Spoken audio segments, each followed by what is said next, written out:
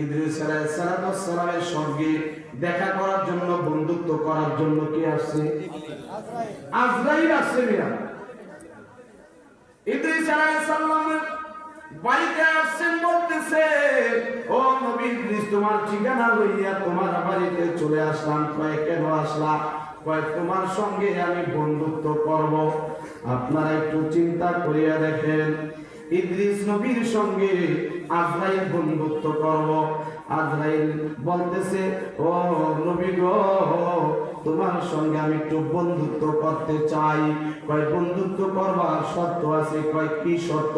কয় তিনটা শর্ত পালন করা লাগবে, তাইলে আমি তোমার সঙ্গে বন্ধুত্ব করব।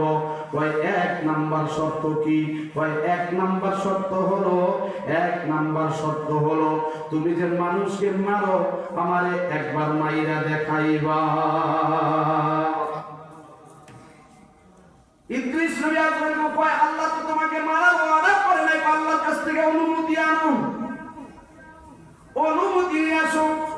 অনুমতি আনলেন, আল্লাহ ছিলাম বন্ধুত্ব করতে। তোমার নবী বলতেছেন বন্ধুত্ব করবে একটা শর্তে। মোট শর্ত দিয়েছেন তিনটা, এর মধ্যে একটা শর্ত তারে মারা লাগবে। নবী বলছে কথা মানতে হবে, তারে মারো, তবে মারবা। রুহটা আবার কিছুক্ষণ পরে সাথে সাথে ভিতরে দিয়া দিবা। রুহটা বের করলেন, আবার সাথে সাথে কিছুক্ষণ পর ভিতরে দিয়া দিলেন। ভিতরে দেওয়ার পর এবার বলতেছে তোমার একটা হুকুম মানা হইল, আসো এখন বন্ধুত্ব করি। কয় না, আরো দুইটা আছে। এ মুসলমান ভাইরা আমার, এই ইদ্রিস নবী বলেছিল মৃত্যুর কিরকম কষ্ট তুমি অনুভব করছো। কয় যেমন নাকি একটা জীবিত খাসিকে, জীবিত বকরিকে গাছের সঙ্গে টানাইয়া মাথা থেকে চামড়া গুলা এক টান দিয়া নাভি পর্যন্ত আনে, দ্বিতীয় টান দিয়া যদি চামড়াটা আলাদা করিয়া ফেলায়, ওই খাসিটা যেমন কষ্ট পাবে, তার চেয়ে বেশি কষ্ট মৃত্যুর যন্ত্রণা। এ মুসলমান ভাইরা আমার, কথা খেয়াল দিয়া শুনেন। আজকে মৃত্যু থেকে আমরা পলায়ন করতেছি, মৃত্যু কিন্তু আমাদের কাছ থেকে পলায়ন করবে না। একদিন আগে আর পরে আইনা মুলাকিকুম সুম্মা তুরাদ্দুনা ইলা আলিমিল গায়ব, যে কোন মুহূর্তে আমাদের সঙ্গে মুলাকাত হয়ে যাবে মৃত্যুর সঙ্গে। দুই নাম্বার শর্ত কি বলো? আজরাইল বলতেছে ইদ্রিস নবী দুই নাম্বার শর্ত কি? কয় দুই নাম্বার শর্ত হলো আমাকে জাহান্নামটা ঘুরাইয়া ঘুরাইয়া দেখাইবা। জাহান্নামটা ঘুরাইয়া দেখাইলেন আল্লাহর পারমিশন নিয়া। আমার কিছুক্ষণ পর বের হয়ে গেল, বেশি দেরি করে নাই। এইবার বলেন তিন নাম্বার শর্ত কি? তিন নাম্বার শর্ত হলো আমাকে এবার জান্নাতের ভিতরে দিবা, জান্নাতের নাজ নিয়ামত একটু ঘুরে ঘুরে দেখব, তারপরে আমি তোমার সঙ্গে বন্ধুত্ব করব। কয় জান্নাতের ভিতরে তো দেওয়ার পারমিশন নাই, সবার আগে জান্নাতের ভিতরে যাইবে জনাব মুহাম্মদুর রাসূলুল্লাহ সাল্লাল্লাহু আলাইহি ওয়াসাল্লাম। তিনি তো এখনো দুনিয়াতে আসেন নাই, আর তিনি কবে দুনিয়া থেকে আবার আসবেন? রওজায়ে আতহারে। তোমারে কিভাবে আগে দিব? কয় আমাকে দেখাইতে হবে। দেখাইবানি বলো, যদি দেখাও বন্ধুত্ব করব, না দেখাও বন্ধুত্ব করব না। মাওলার কাছে বললেন আল্লাহ গো, তোমার নবী আমার আরেক দাবি করছে। কয় কি দাবি? জান্নাতের নিয়ামত দেখতে চাই, জান্নাতের ভিতরে ঘুরে ঘুরে দেখতে চাই। কয় নবী বলছি নবীর কথা অমান্য করা যাবে না, তাড়াতাড়ি তাকে জান্নাতের ভিতরে ঢুকাও। জান্নাতের ভিতরে ঢুকাইলেন। জান্নাতের ভিতরে ঢুকানোর পরে এইবার বের হন না। বলেন আল্লাহু আকবার। মৃত্যু দিয়েছে, সাথে সাথে রূহটা তার ভিতরে দিয়েছে। আবার তাকে জাহান্নামের ভিতরে দিলেন। একদিক দিয়ে ঢুকছে, আর একদিক দিয়ে বের হয়ে গেল। কিন্তু জান্নাতের ভিতরে ঢুকানোর পরে এইবার আর বের হন না।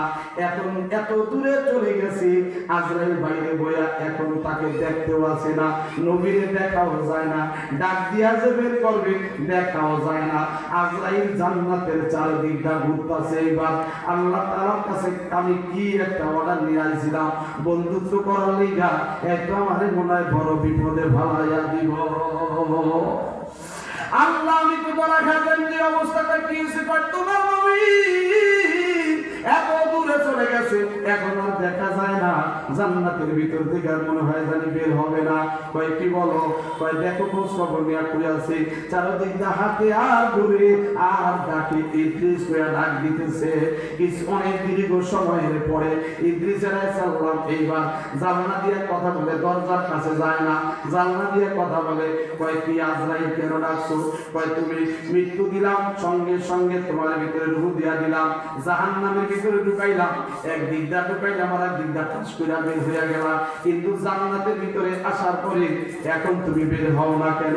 কয় আমার আরো 3টা প্রশ্নের জবাব যদি দিতে পারো তাইলে আমি তোমার সঙ্গে বন্ধুত্ব করব। কয় আমার বাকি 3টা প্রশ্ন কি একসঙ্গে বলো? কয় একসঙ্গে হইল। মানুষ মরে কয়বার? একবার। আজরাইল এবার ধরা খাইছে না খাইলেন? মানুষ মরে কয়বার? কয় একবারই তো মরে, তা আমি কয়বার মরছি?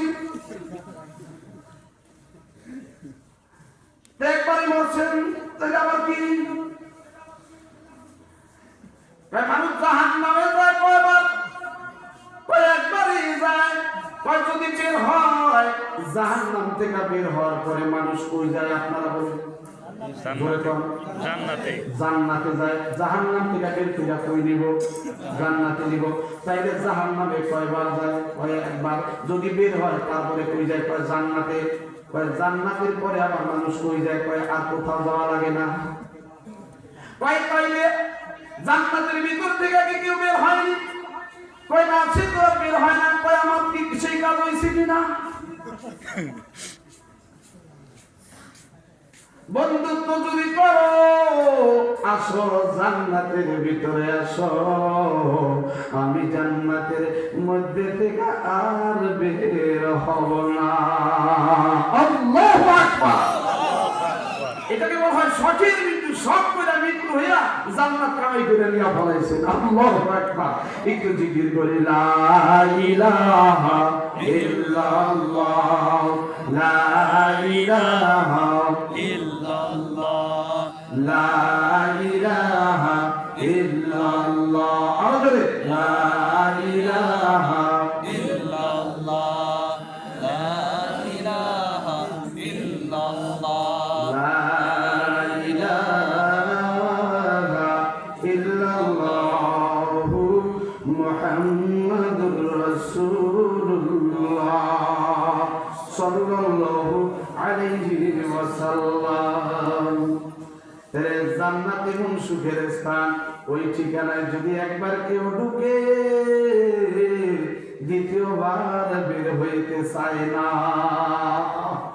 এবার এই দুনিয়ার ভিতরে বড় বড় অট্টালিকা, বিল্ডিং, বালাখানা, বহুত কিছু ঘরের ভিতরে আছে, তারপরে অনেক মানুষ আছে দুনিয়ার যন্ত্রণা, বউয়ের যন্ত্রণা, ঘরের যন্ত্রণা, বাইরের যন্ত্রণা, ছেলে পেলেদের যন্ত্রণা, মেয়ের যন্ত্রণা, পাড়া প্রতিবেশীর যন্ত্রণা, তারপরে বলে আল্লাহ কেন আমাদের মরণ দেয় না? বলে কি বলে না? কিন্তু এই সব কথা বলা কিন্তু জায়েজ নাই। কিন্তু মানে কি বলে কিনা জোরে কর।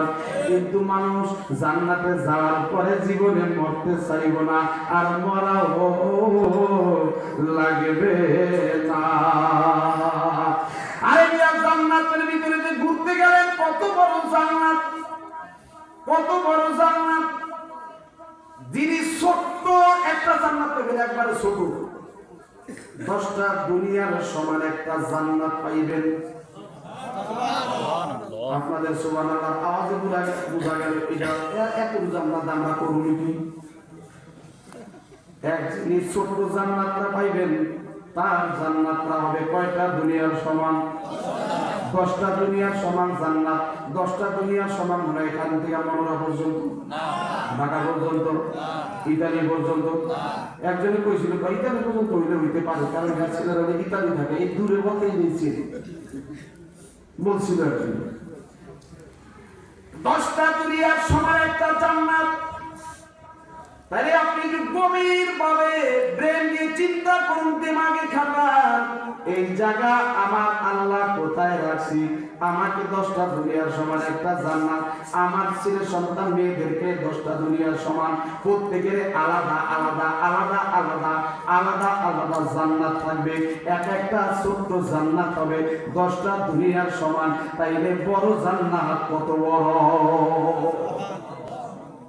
বড় জান্নাত কত বড়? বড় জান্নাতের নাম কেউ পারেননি, জোরে বল না কে? জান্নাতুল ফেরদাউস বড় জান্নাত।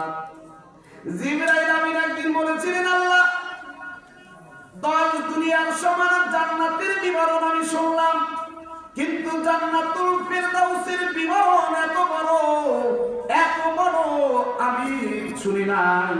এর জন্য আমি নিজে জিবরাইল জান্নাতের ভিতরে ঢুকা আমি দেখতে চাই। আমি নিজে জিবরাইল জান্নাতুল ফেরদাউসের ভিতরে ঢুকা একটু দেখতে চাই। আমার আল্লাহ বললেন, এ জিবরাইল তুমি দেখা কোনদিন শেষ করতে পারবা না। কি মনে করেন জিবরাইল জীবন দেখা শেষ করতে পারবো না? তাইলে জায়গা কতটুকু? একটু খাটান, ব্রেনটা খাটান। আরে মিয়া তুই হাতে খাতাগার জন্য এত হামলা, এত মামলা, এত মারামারি, এত কাটাকাটি, এই ফরিদপুর দৌড়ায়, শরীয়তপুর দৌড়ায়, শ্রীগঞ্জি দৌড়ায়, এত মামলা হামলা, ঘুম নাই, আহার নাই, নিদ্রা নাই, এক হাত জাগার জন্য বর্তমান জামানায় অনেক আছে। 1 বিঘা জাগার জন্য এক দেখা যায় মাপলে মাত্র আধা করা জায়গা হবে। মামলা চালায় 20 বছর পর্যন্ত। আমি বললাম, ভাই তুমি 20 বছর পর্যন্ত মামলা চালাও, জায়গা হইব কতটুকু? কয় হুজুর আধা করা। আমি কই দাম কত? কয় 2 লাখ। আমি বললাম 20 বছরে খরচ করছেন কয় টাকা? খরচ করছে 4 লাখ। জমির দাম 2 লাখ, খরচ করলেন 4 লাখ। কয় লাভ না লস? কয় লস। তাইলে কি মনে হইলো? কয় হুজুর জিদের ভাত খায় না হালাই। কথা এই মুসলমান ভাইরা আমার, 10টা দুনিয়ার সমান একটা জান্নাত আমার আল্লাহ ছোট্ট জান্নাত রেডি করে রাখছে। এ বাবা, আর এর থেকে বড় জান্নাত জান্নাতুল ফিরদাউস, যার সীমানা কোনোদিন শেষ করা যাবে না, যেখানে কোনো অশান্তি নাই।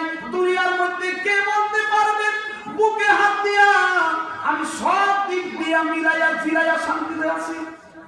কে বলতে পারবে? সব দিকটা মিলাইয়া, সব দিক, সব সাইড বলতে পারবেন কেউ?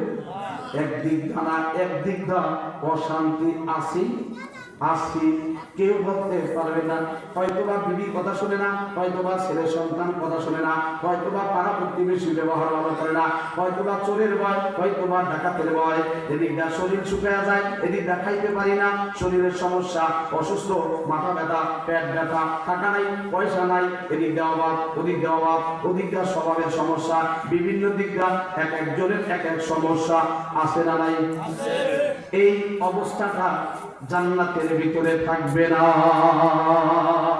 চির শান্তির জায়গা, ওই রকম একটা জান্নাতের শান্তি কোনদিন কল্পনাও করেন নাই। আরে ভাইয়া, আমার মনে হয় যারা মদিনার কাছে যান, যারা মদিনার কাছে গেছেন, কেটা মদিনার কাছে গেছেন একটু হাত উঠান। মদিনায় গেছেন কেটা হাত নামান। মদিনায় কেমন শান্তি লাগে বলে রাসূলের রওজার কাছে গেলে? জোরে কম লাগা ভালো লাগে কিনা খারাপ লাগে? ভালো লাগে। কেমন ভালো? যারাই উমরা করে আসতেছি, যারাই উমরা করে আসতেছে, হজ করে আসতেছি, আবার যাওয়ার আশা জাগে। কারণটা কি? ওখানকার জন্য এত টান কেন, এত মোহাব্বত কেন? ওনার এক চিল্লায় পাঠানো যায় না, উনি বাড়ি ফিরা কোথাও যাইতে চায় না, কিন্তু উমরায় চলে যায়। আমি দেখলাম ঘটনা কি, ওখানে কি হইল। ওখানকার জন্য কিন্তু পর্দা জরুরি না, সুন্দর সুন্দর মহিলারা হাঁটা চলা করে এক লগে তওয়াফ করতেছে। আমি বললাম তাদের নজর কি খারাপ হয় না? কয় না, ওইটা এমন একটা জায়গা কেউ কারো দিক তাকায় না। এই জন্য আল্লাহ যেন আমাদের সকলকে মদিনায় নিয়ে যান। সকলে বলেন আমিন। আরো জোরে বলেন আমিন। আল্লাহ ইচ্ছা করলে নিতে পারেন কিনা? আরো জোরে বলেন। নিয়ত সই করতে পারবেন কিনা? সবাই নিয়ত সই করেন ইনশাআল্লাহ। একদিন আল্লাহ তাআলা যেন আমাকে মদিনায়, সবাই নিয়ত করেন, সবাই নিয়ত করেন। আয় আল্লাহ, তুমি আমার ভাইদেরকে মদিনা দেখাও। জোরে বলেন আমিন। হাত নামান, হাত নামান। আজকে আল্লাহর একজন বান্দায় ফোন দিয়ে বলছে, হুজুর আমার বড় আশা ছিল, আমি যে সব মানে উমরায় গেছি, উমরা থেকে আসার পরে আজকে ফোন দিয়েছে, হুজুর আমার বড় আশা ছিল যে আমি যে রসুলের রওজায় একটা সালাম দিব, আমার সালামটার জবাব আমার নবী দেয়, সেই জবাবের শব্দটা জানি আমি শুনতে পাই। আমি এই আশা করিয়া বাড়ি থেকে রওনা করছি। হুজুর আমি ওই রওজার কাছে গেলাম, আমি সালাম দিলাম, আবার আমি দুঃখ নিয়ে চলে আসলাম, আমার কান্না থামে না। হুজুর আমি বড় টেনশন, মাথায় টেনশন। বাড়িতে আজ দিন আসি, আসার পরের দিন আমি ঘুমের ঘরে গেলাম, ঘুমের ঘরে আমার নবী আমার স্বপ্নে সালামের জবাব দিয়েছে। আল্লাহু আকবার। যদি আশা হয় ভালো, আল্লাহ তার ভালোবাসা পূরণ করে। ভালোবাসার জায়গা মদিনা, ভালো লাগার জায়গা মদিনা, জোরে বলেন জোরে।